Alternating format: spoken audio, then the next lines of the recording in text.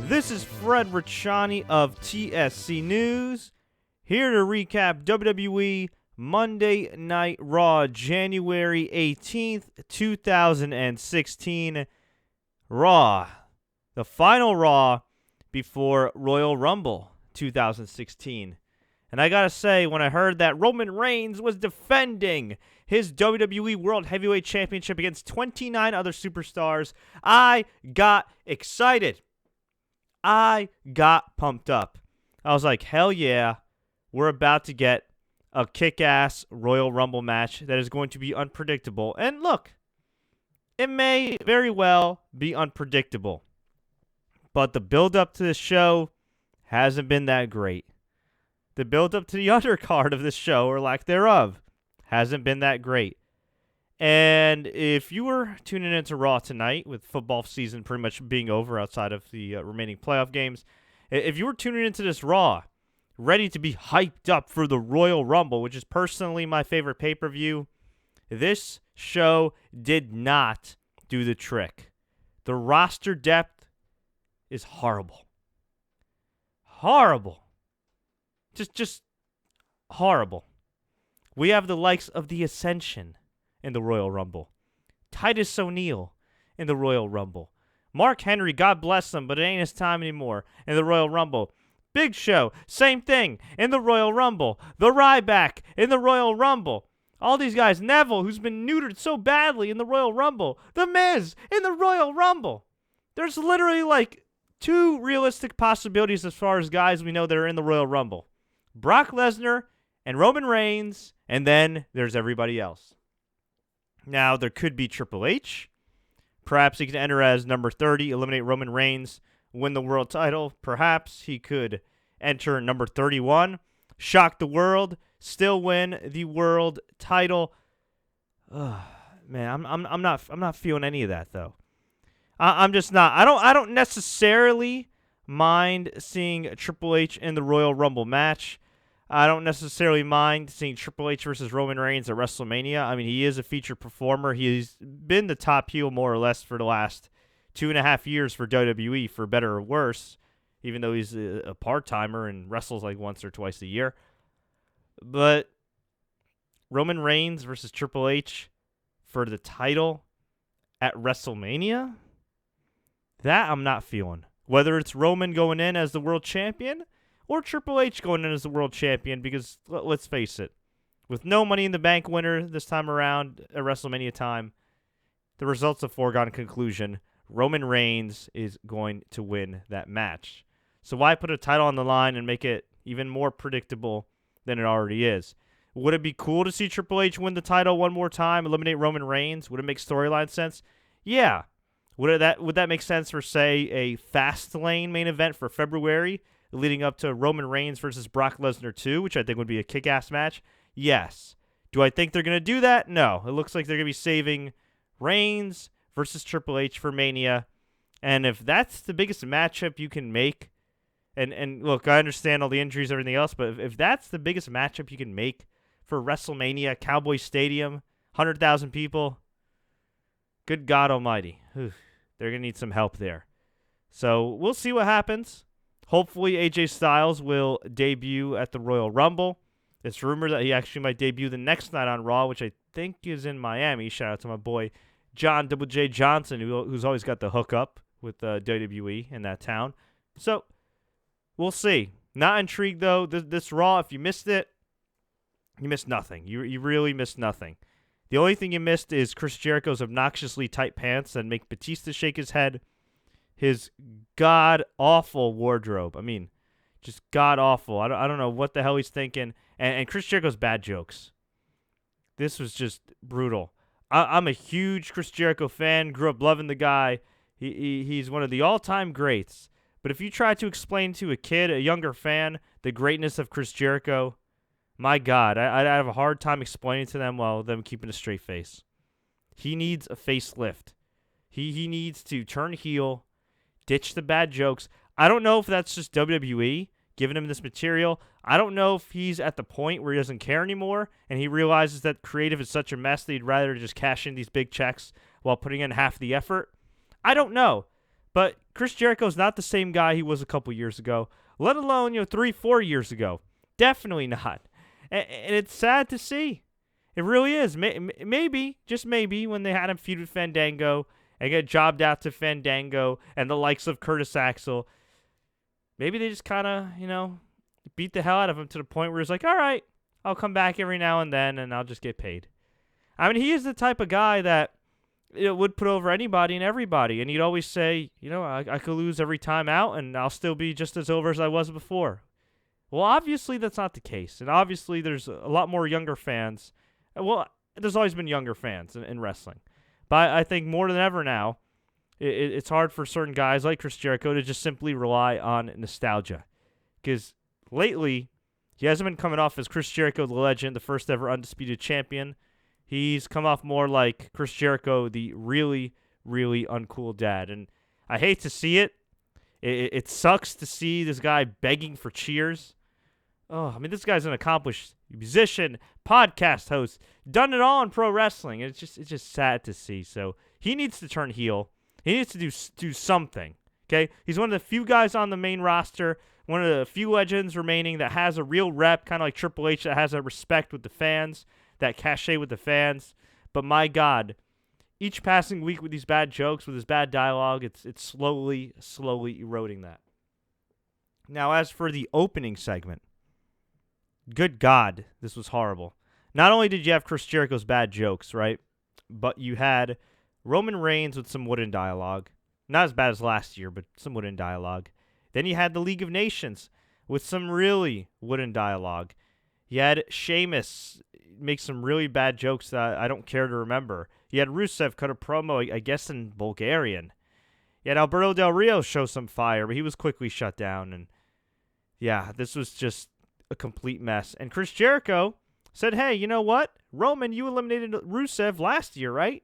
So how about you versus Rusev, and I'll be the special guest referee.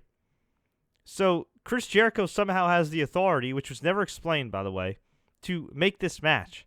And this match went on forever. Rusev and Roman Reigns, they've had a lot of really good matches before, but I've just seen this match one too many times, especially when I know exactly how it's going to end. So Chris Jericho going back and forth with the League of Nations, and he essentially threw them all out, but rather than throw them all out at once, he did this so slowly. He built it up, he threw out Sheamus, and did a cartwheel. Then he was arguing with King Barrett, and I don't know if it was just the lighting, or if King Barrett's just getting old, or maybe he decided to go to the Chris Jericho School of Cosmetology, but his hair was looking really funky. And then Chris Jericho said, get out, and he did another cartwheel. And then Alberto Del Rio sat up top and argued with Chris Jericho, and this was for, again, it felt like eternity. And Chris Jericho set him out again, and he did another cartwheel.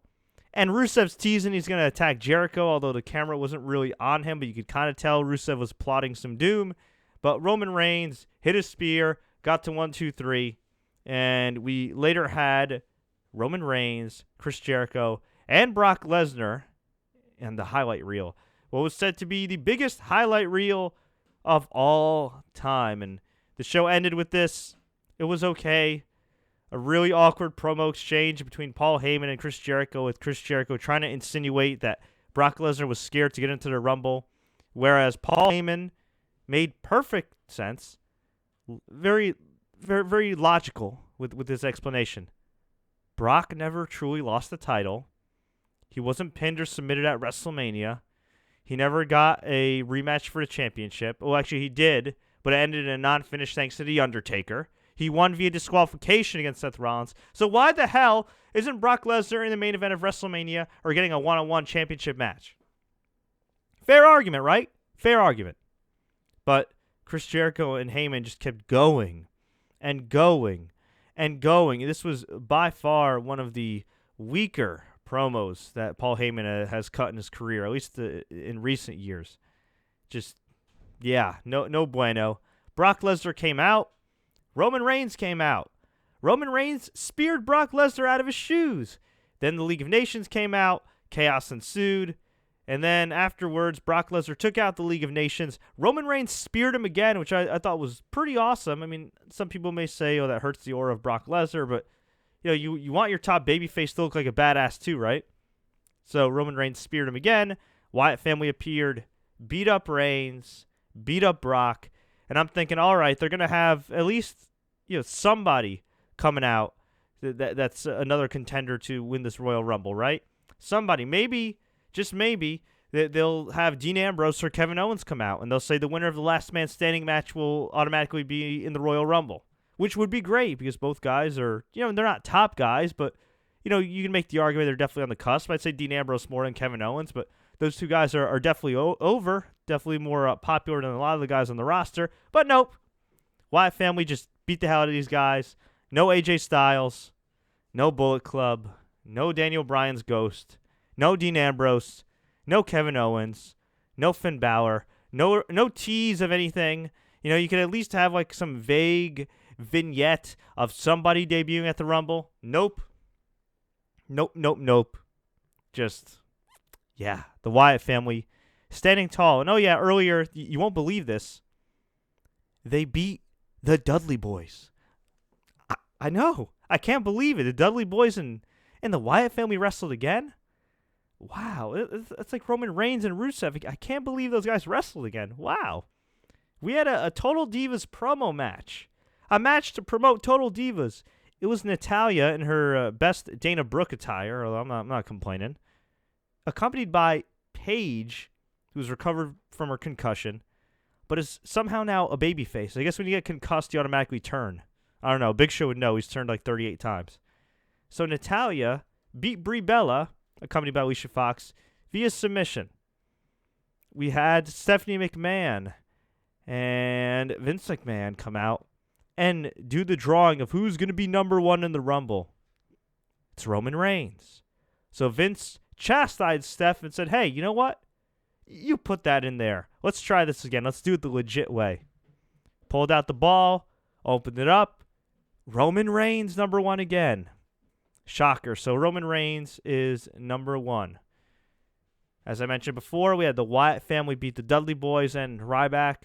We had the Big Show destroy Heath Slater. So the Social Outcasts push lasted about 2 weeks or so. He destroyed the rest of them. We had Becky Lynch beat Tamina via submission. This match went 4 minutes too long, but Becky Lynch did the best she did. And she got on the mic, called out Charlotte, who was at ringside, begged her, well, not begged her, but she kind of convinced her. She convinced her to give her a title shot. Sort of. She was begging for the fans' approval. Crowd was kind of dead, but, there were enough people in the crowd that liked Becky, and she did cut a really good promo. And if WWE wasn't so intent on making fun of anybody that wasn't born in America and has an accent, I think more people would take her seriously because she's freaking awesome, and she's been really good on the mic as of late.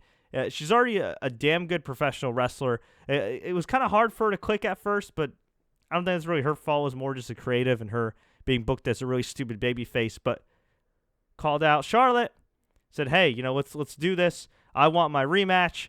Charlotte said, you already got your rematch, and you lost.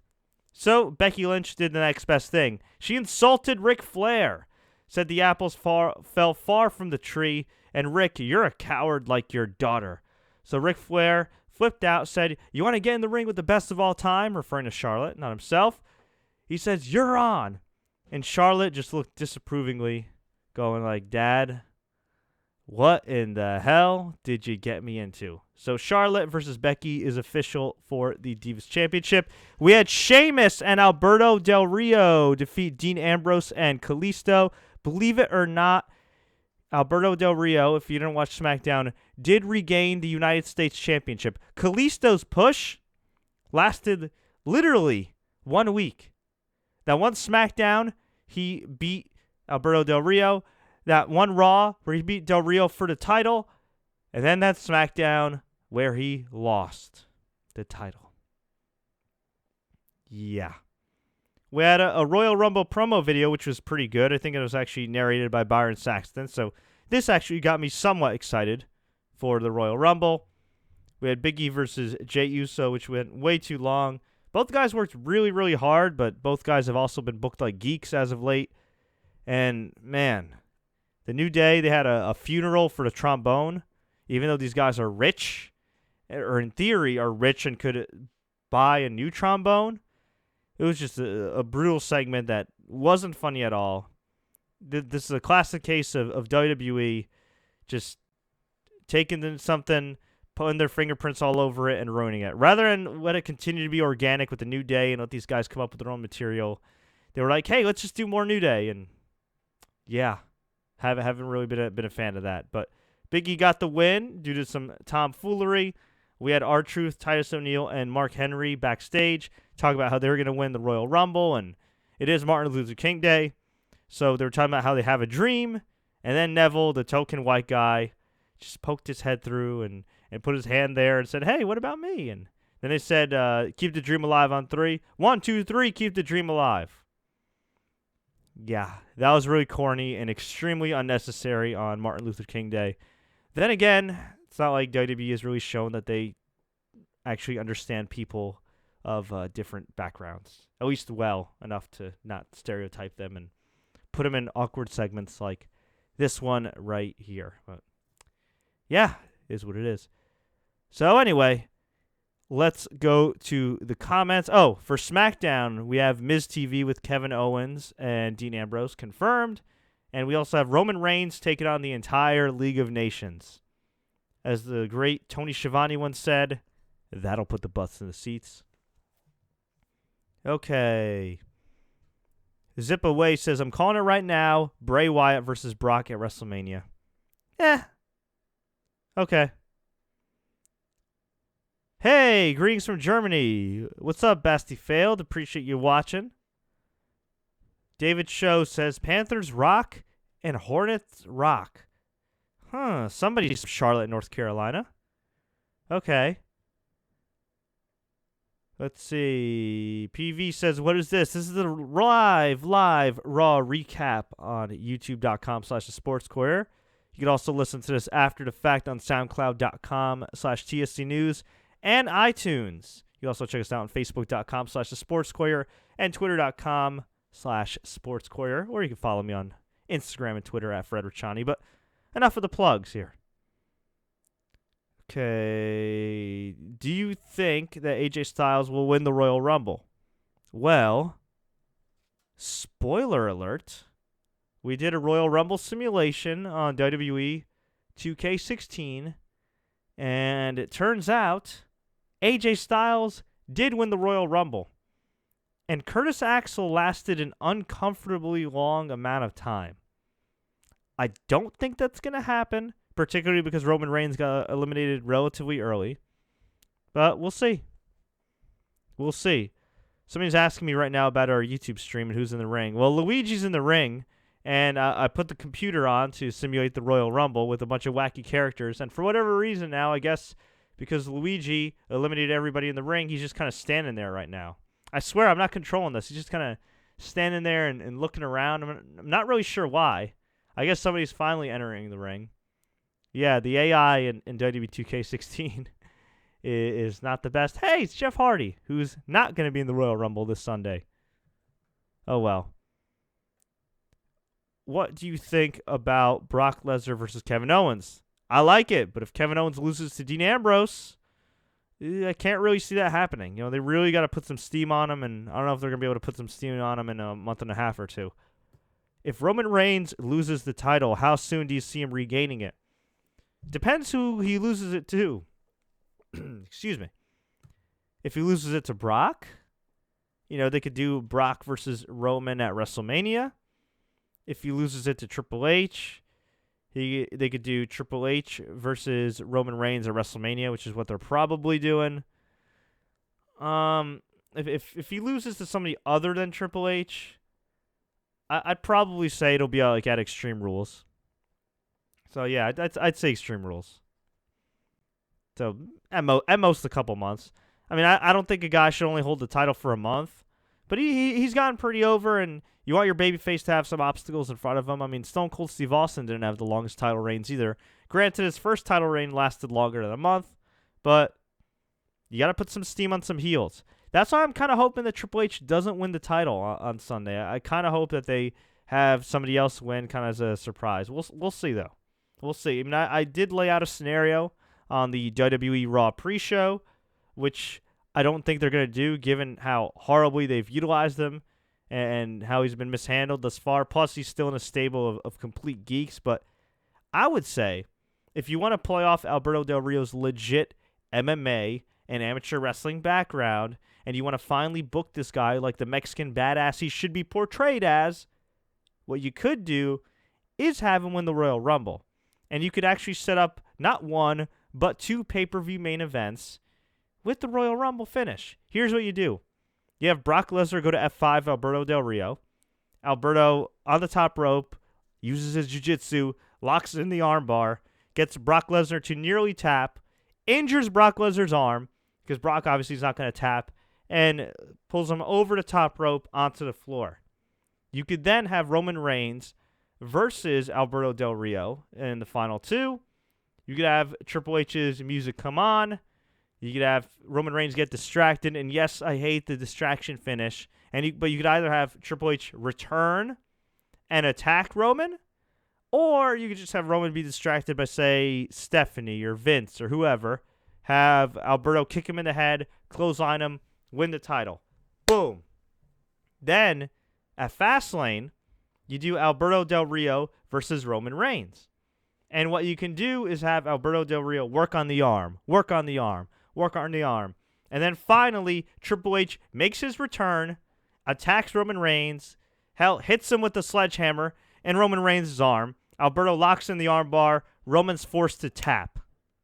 Now, I don't see a scenario where they're going to make Roman Reigns or John Cena or any babyface at that level that they're pushing tap. But in a perfect world, that's what they do. Or they just have Triple H interfere and Alberto gets the pin. Personally, I would have Roman Reigns tap. I mean, seriously, it's 2016. There's really no shame in a guy tapping. I mean, happens all the time in MMA. But obviously, they don't learn from the UFC, which learned from them originally, which is why the UFC is so successful. And then at WrestleMania, after Brock wins a number 1 contenders match at Fastlane, you do Brock versus Del Rio. You do Roman versus Triple H non-title. Roman wins. You could go either way with Brock and Alberto. If you have Brock beat Alberto, you could do Brock versus Roman down the road, or right afterwards at Extreme Rules. Or if you want to go really bold and you want to go all in on Del Rio as a badass heel, you have him actually make Brock Lesnar tap out. And by that point, if nobody has bought Alberto Del Rio as a heel, as a true top guy, then my God, you did everything you could, and it just didn't work out. Or the likely scenario would be that this guy lives up to the potential that he showcased in AAA and in Lucha Underground, and boom, there's your Extreme Rules main event. Alberto, Roman, 2 legit badasses going up against each other for the World Heavyweight Championship. And by that point, I'm sure AJ Styles will have debuted, the Bullet Club will have debuted, Nakamura will have debuted. Maybe finally they'll have called up Finn Balor and Sami Zayn. You know, Randy Orton will eventually be healthy. John Cena says Rollins will eventually be healthy. Maybe Undertaker sticks around. And boom, and all of a sudden, you've got a period after WrestleMania that's not boring, that doesn't suck, that's actually interesting, and dare I say somewhat unpredictable. But are they going to do that? No. Most likely not. Another scenario you could do, if you want to put some steam on a heel and turn a guy, is have Dean Ambrose win the last man standing match, or dare I say lose it. I don't know why, and then have him enter the Royal Rumble. Now, I don't know why you entered the Royal Rumble after being knocked out 2 hours earlier. Seems like a big athletic commission issue, but you know, WWE doesn't really, again, pay attention to UFC in real life.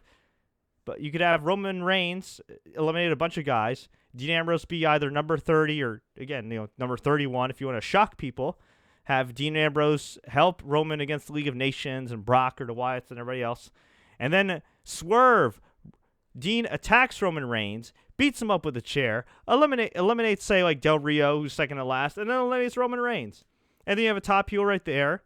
And then you could do something with Triple H and Roman Reigns at Fastlane where Triple H interferes in the match. And then it could be Dean versus, say, Brock. And then Roman versus Triple H. And then Extreme Rules. Again, Roman Reigns challenges for the title against, you know, whoever, top heel. Do I think they're going to be that creative? No.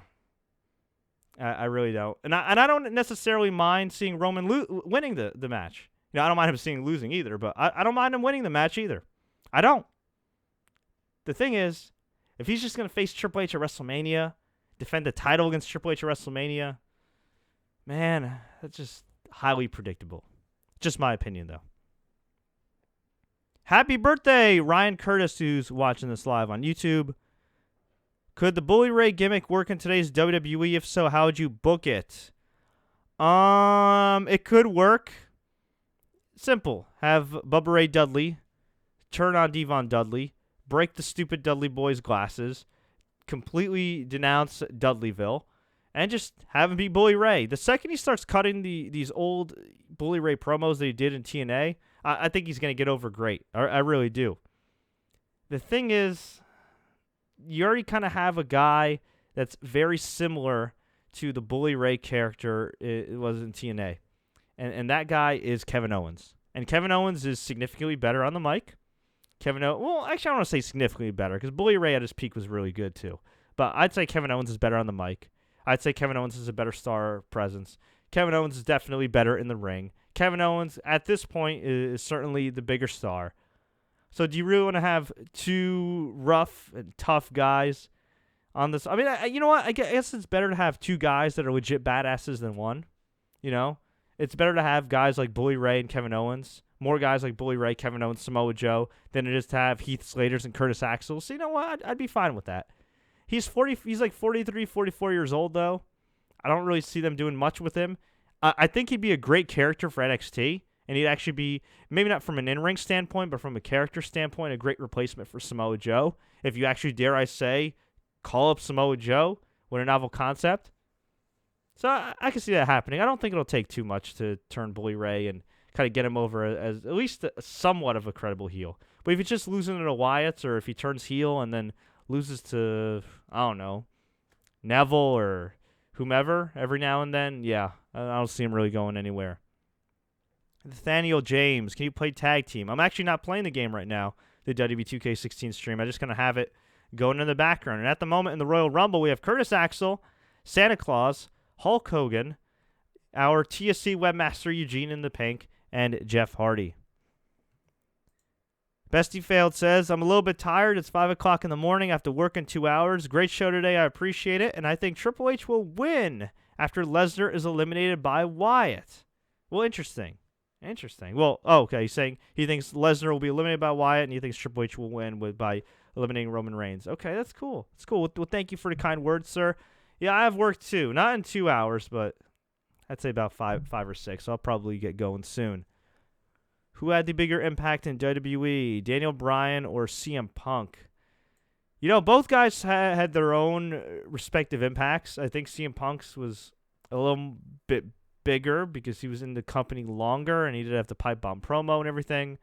Both guys could have been even bigger stars than they became if WWE just allowed them to be protected like John Cena and be put in a position like John Cena, as opposed to saying, oh yeah, they're main eventers, but we're going to put them right underneath John Cena and have him feud with guys like, I don't know, Kane.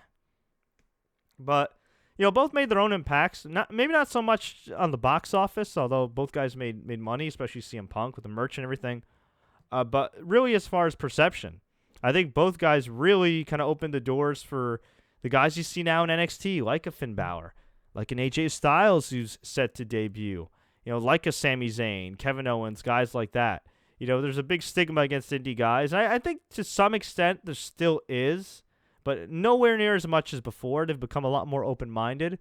It's funny because CM Punk preaches change, and WWE wouldn't budge, and now that he's long gone, essentially, I'm not saying Triple H is taking all of his ideas, but he's kind of doing what CM Punk has been suggesting all along, and that's giving guys of different shapes and sizes, especially some of the really talented indie workers, a chance. And, hey, it's worked out for him.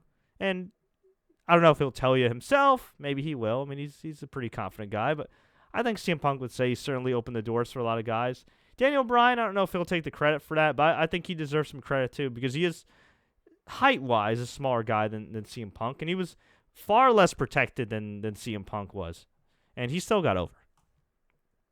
Okay, we'll take a couple more questions and then get out of here. Who do you see winning the Royal Rumble other than Roman Reigns, Triple H, or Brock Lesnar? If Chris Jericho was actually booked like a reasonable human being that was a bad guy, a tough guy, a badass, I'd say Chris Jericho.